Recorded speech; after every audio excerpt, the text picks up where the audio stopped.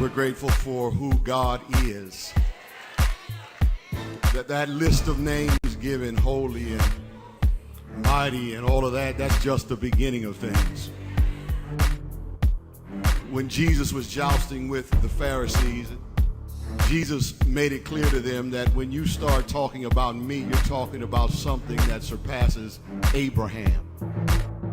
Because before Abraham was, he said, my name is I am.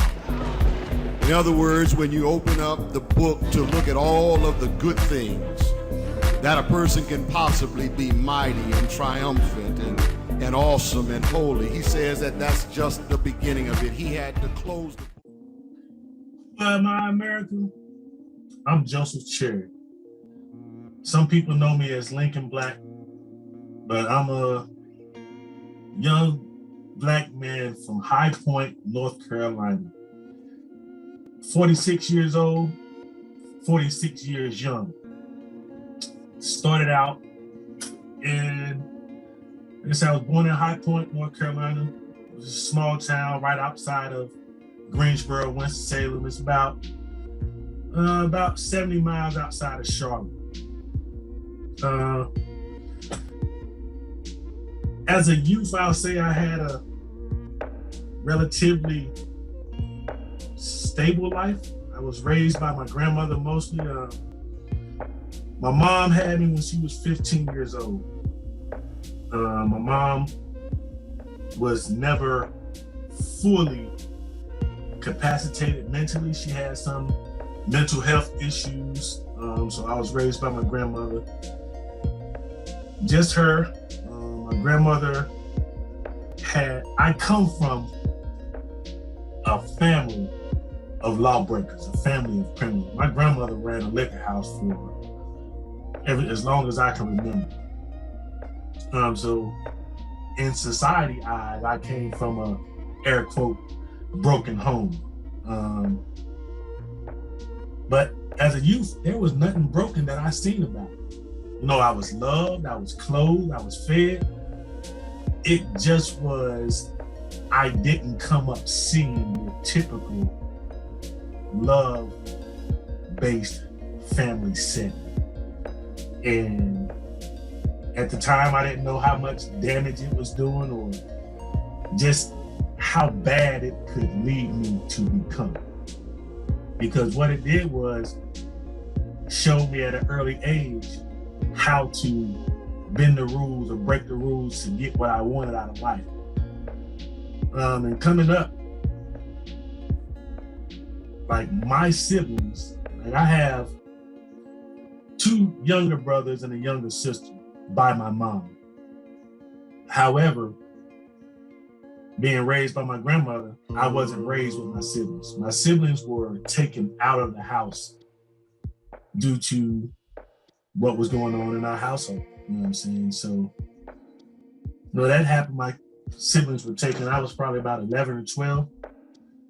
And instead of going willingly to where help would have been, I felt like I could make it on my own. So I went out on my own. And as you can imagine, any type of correctional facility out there, I've been through. I've lived through. From your group homes, your juvenile detention centers, your juvenile training facilities, youth prisons, foster care. I am a walking product of what the system made. However, what a lot of people don't tell us as young people coming up, the system itself is not built to rehabilitate us. It's up to us ourselves to rehabilitate us. The system will allow us any type of field and the opportunity to do so, but it's still up to us to rehabilitate ourselves. And as a youth, man, I just was rebellious. As I said, my grandmother passed away when I was 14. And after my grandmother passed, I felt like I had no one to answer to. And we wasn't a very religious family. And I remember, it's funny, we lived right across the street from a church. But my grandmother never allowed me to go to church, never allowed me to go out of the yard. So I used to get up early Sunday mornings and just sit on the curb and listen to the people in church sing music. And it's funny how that little stuff like that will stay with you. Because with that little bit of God experience that I had as a youth, I feel like it's what kept me to make it to adulthood. In that system, man, from foster care, and I've had some great foster parents and great parents in the group homes that genuinely wanted the best for me. But after losing my grandmother at that young age, I answered to absolutely no one. It was what I wanted, when I wanted, and how I wanted to get it. And the only way I knew was the way that I grew up watching every form of criminal that came into it. And as a youth, in and out of prison, it just taught me more and more about doing crime and being careful. Like in my teenage years, man, like I didn't go to prison for being a drug dealer. I was a hustler. If it could be sold for money, I would sell it. I don't care if it was crack cocaine, a lawnmower, baby clothes, it could be meat from the grocery store. If it could bring me income, I would sell it. However, that wasn't my only hustle. Selling things off for cash. I would rob, I would steal. If I didn't have no money to go get something to hustle with, then I would wait until the dope boys finished selling what they had to sell, and that's where I ate from. I would eat off them. I was the Omar in the hood before Omar was on the wire. And just coming up in that, man, I've suffered, child molestation as a child, coming up through the system. Being a victim and being a perpetrator at the same time. And it showed me that even though I was broken, I was not defeated. Because it was actually in prison to where I actually had a face-to-face collision with the God I serve. And I'll get into that part a little later, but coming up in the system can harden a person beyond measure. And what I mean by that is, inside of the institutions in our system in America, you're gonna have people that only looks out for themselves. And that's what prison gonna teach you. In order to survive, you have to maintain yourself. And all through those institutions, I never felt like that. I felt brotherhood more so in the system than I did when I was out on the streets. I made more family connections inside that were healthy in my eyes than I had more family connections that was healthy on the streets. Like my mom has 3 sisters, 2 brothers. And after my grandmother passed, my mom herself would bounce between households, between some of her sisters, or she would go with some of her aunts and uncles just to live with. So I never really had a mother in my household. I never really grew up with my mom. And that gave me all sorts of issues. Never knew my father, never growing up with my mom. And after my grandmother passed and I was not in the system, it was from one household to another. And I always felt like I was the one in the way.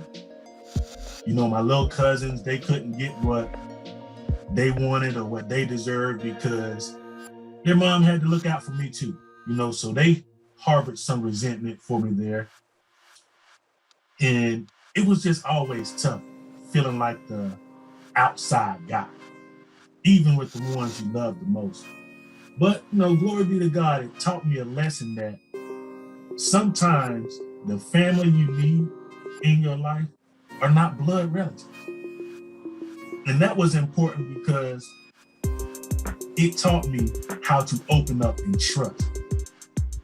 And I had to learn how to apply that to my actual blood relatives because I realized I didn't really have a full understanding of true family, what it meant, or to have true support.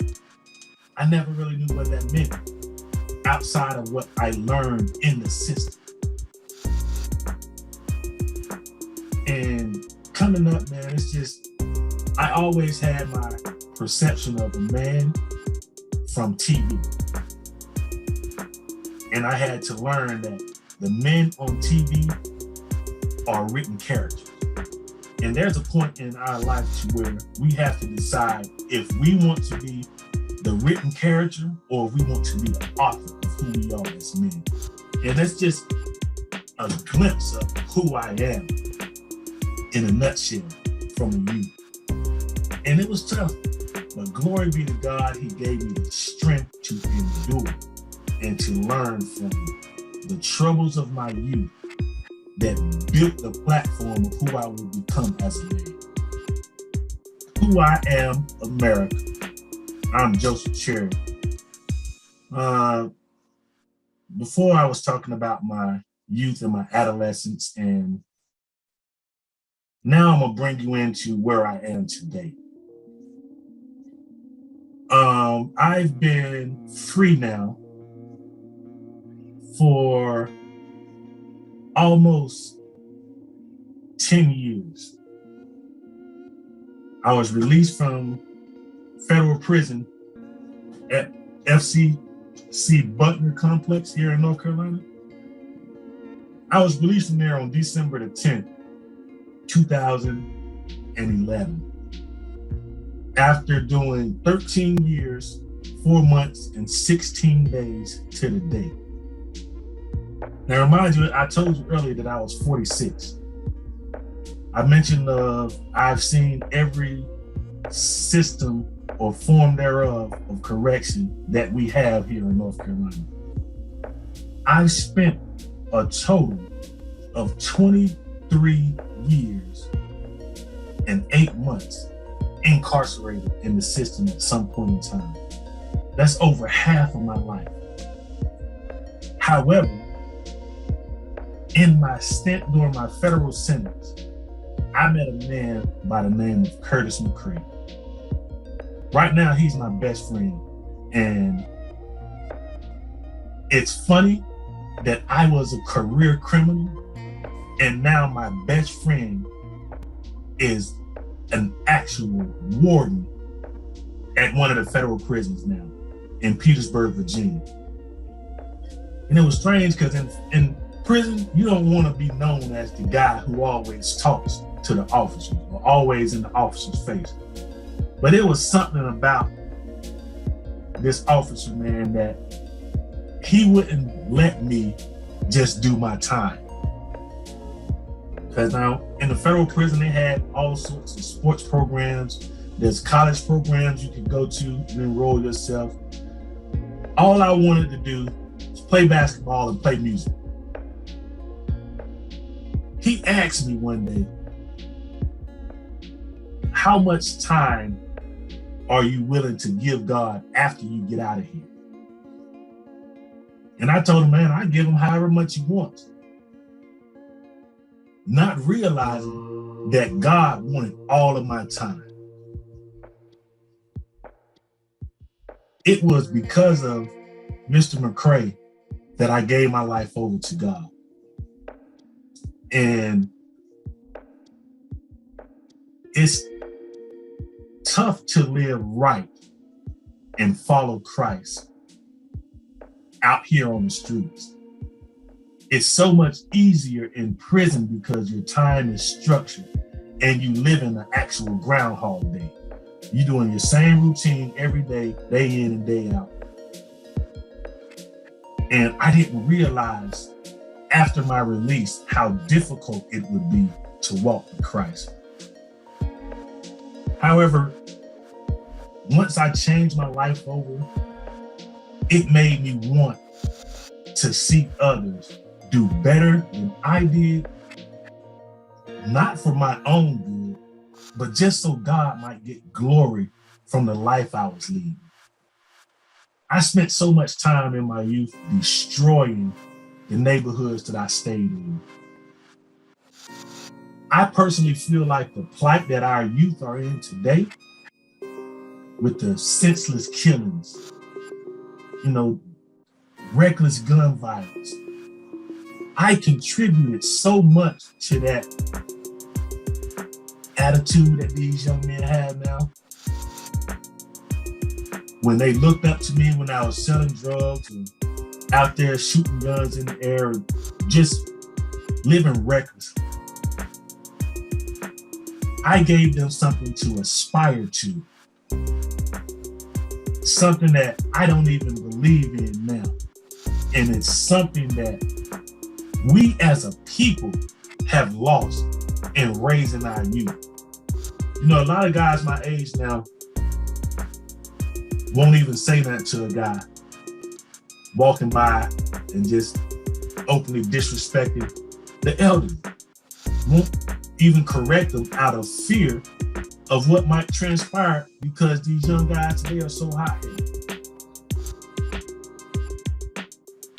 Tupac said probably 20 years ago, man, that black men 35 and older in the year 2020 would be voiceless. There would be no men in the street screaming about the injustice that we ourselves are bringing upon them. And tragically, he's almost right. I mean, you have a few guys that's in the hood that's, preaching change, preaching revolution, preaching things other than crime. But it's lost on our youth ears because somewhere along the line, we lost a connection. You know what I'm saying? Our fears have divided us. Like, I go into any neighborhood here in Durham, North Carolina, man, and I'll walk by myself. Me and my pastor get out and walk. Just walk the neighborhoods and talk to people, man. And I have no fear with anything that might come. If I was to walk out and die today, I would be good with my life because my life belongs to Christ. And for Christ I live, and to him I shall die as well. It took me to hit the streets. Well, let me back up. When I was first released, I was living in Charlotte. And I was home on federal probation. I was terrified to go outside because I didn't want to put myself back into the same neighborhoods that I was in, destroying it. I wanted to keep myself out of it because I didn't want myself to fall back in. But now I realize I have to put myself right back on the same blocks that I used to hustle on, the same blocks I used to rob on. These are the blocks that I need to be out there showing people that the things I used to do has led me here to tell y'all there's better ways. And I've talked to, there's one guy named Rashawn Maxey. When I first got locked up in federal prison, he was 3. When I came home, he was almost 17. And he was running the block. He was literally the man on the block. And when I came home and seen him, he was the first young guy that I told him, I'm sorry I led you down the wrong road. Right now, he no longer sells drugs. He's a prominent leader in his church. And he leads young men in his neighborhood. And it's because he saw me come home and change and said, I don't want to take the path he's on, but I want to be on the road he's on now. And that's what it's about now, man. It's not about me or the mistakes I made in life, it's not about the progress that I've made, because God has brought me a long, long way. I have more material things now than I did when I was a hustler, when I was at the peak of my game in the streets. I had all the money that I wanted. I had cars, houses, jewelry, and none of it gave me any consolation. But now that I've worked for it, bled for it, and it's taken me time to acquire it, I appreciate it more. It means more now. Now it's actually in my name. It wasn't always an easy journey. And it's never gonna be. As long as we hear, there's always gonna be a struggle. There's always gonna be a fight in front of us. But we gotta realize I can punch all day and my arms gonna get tired. But if I fight by thinking first, I may not ever have to swing a punch. So it's all about building up the youth now. You know, I walk around, I tell a lot of the young guys I see who they walk around flying colors, assuming that this is the family that they need. And that's the same thing that I was under the assumption of, that in prison, this was the family that I needed. I didn't really need my family outside. But if someone will send you down a road knowing that certain death awaits you, that's not a family member you need. It's up to us to build up the strength within each other, the confidence within each other, and the bravado that we can stand in front of a person and tell them, sir, ma'am, you're wrong, and I want to help you to change it.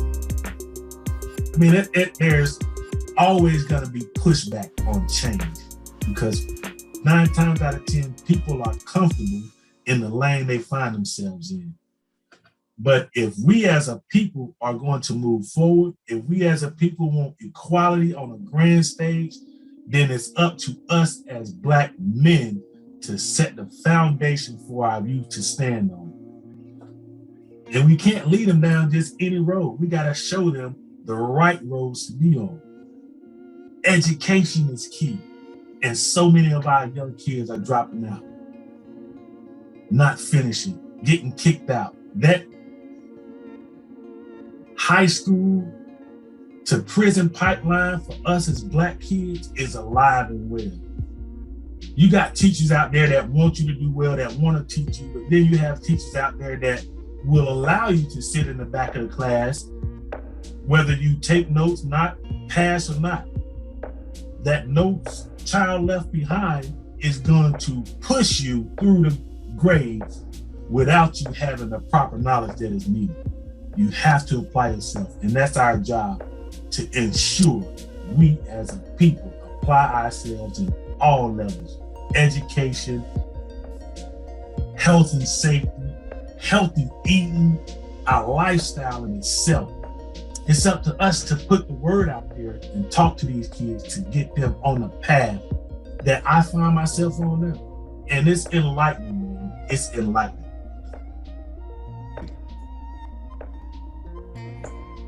Who I am, America? I'm a young Black man, broken, but not destroyed. 46 years old, I'm here in Durham, North Carolina. I'm now the deacon of Impact Church of Durham. I serve up under Pastor Derek W. Horton and Lady Keisha Horton. And it is an honor and a privilege to be a tool in the hand of my community. And I thank Mr. Jerry for this opportunity, man. I greatly appreciate it. To David Benton, salute to you, my brother. Keep pushing beyond the fence, and I as well will push it on my end.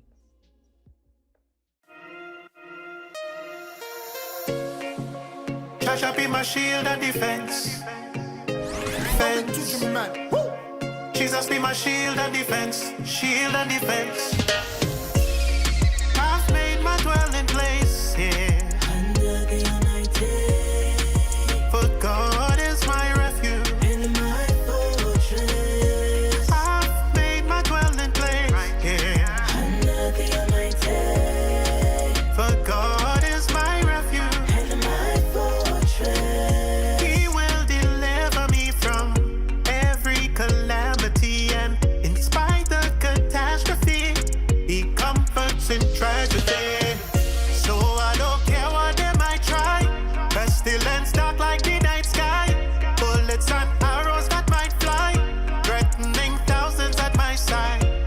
shall not come nigh to me.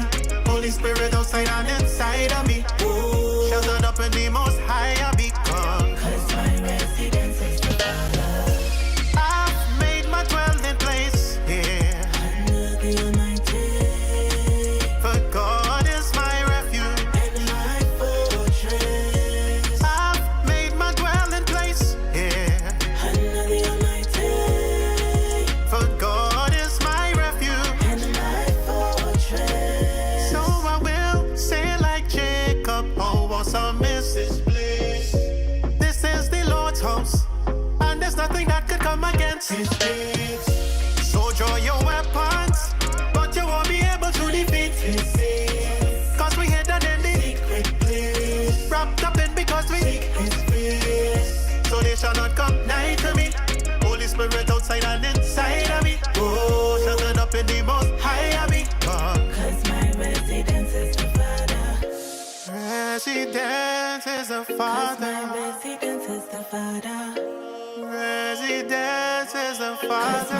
residence is the Father. I've made my dwelling place here. Under the Almighty. For God is my refuge. And My refuge, yes. I've made my dwelling place here. Under the Almighty. Under the Almighty. Under the Almighty. Under the Almighty. Under the Almighty. I've made my dwelling place here. Under the Almighty. For God is my refuge and my fortress, yeah. I've made my dwelling place here. Under the Almighty. You are my strength and fortress.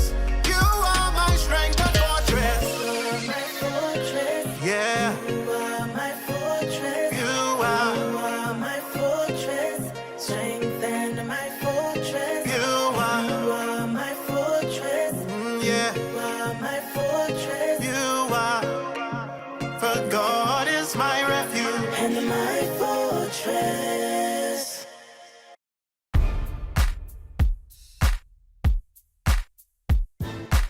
We're grateful for who God is. That list of names given, holy and mighty and all of that, that's just the beginning of things. When Jesus was jousting with the Pharisees,